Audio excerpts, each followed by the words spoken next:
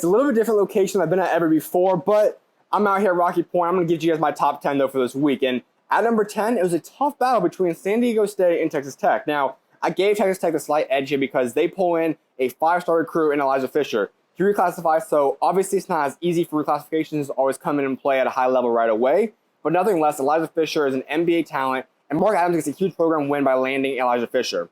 At number 9, I have Oklahoma State. Avery Anderson withdraws from the NBA draft process and returns to Oklahoma State. Huge return there for Mike Boyne and the staff. You get a potential all-conference player in Avery Anderson this season. At number 8 is Georgetown. You get Kiwa Hobb to return back after entering the transfer portal and spending a year up there at Maryland. Now, this is a huge landing because this solidifies the front court and the whole big picture. This solidifies a team that has done a very good job of rebuilding this Georgetown program between Coach Ewing and the rest of his coaching staff. At number 7, I have Illinois. They get Matthew Mata to transfer there after spending the past 3 years at Baylor. This is a player that wouldn't surprise me to potentially move up some mock drafts in the following draft. Now, he's an NBA-type level prospect, but next season he will be a huge player for Brad Underwood and be a part of a team that has a chance to make a deep run in March. At number 6, I have Baylor, who has Adam Flake return from the NBA draft process.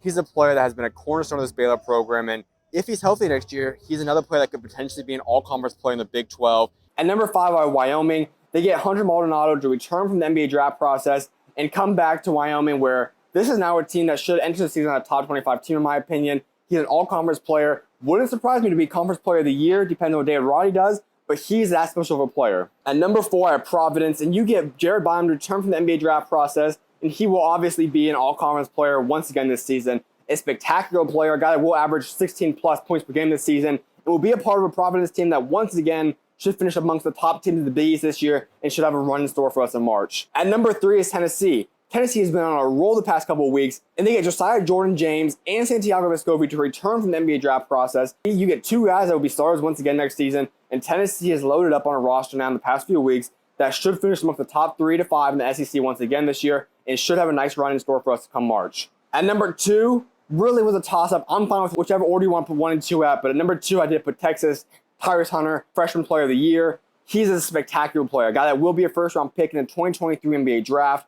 One heck of an athlete, explosive point guard, will allow Marcus Carter to shift over to the 2-guard and play an exceptional role next year for Coach Beard. But I have Tyrus Hunter at number 2. That's because at number 1, I have Oklahoma. Grant Sherfield, in my opinion, is one of the best guards in the entire country heading into next season. What he did at Nevada the past couple of years has been phenomenal. He's a one heck of a talent, will be an all Big 12 selection this upcoming season. He is just a special talent. Now, number 2, number 1 is a toss-up. I'm fine with whichever order you want to put them at because they both are spectacular players. I gave Grant Sherfield in Oklahoma the slight edge because you're talking about a senior point guard. But like I said, either order you put those 2, and I'm 100% okay with. But another week is in the books. I'm looking forward to hitting you guys back up next week.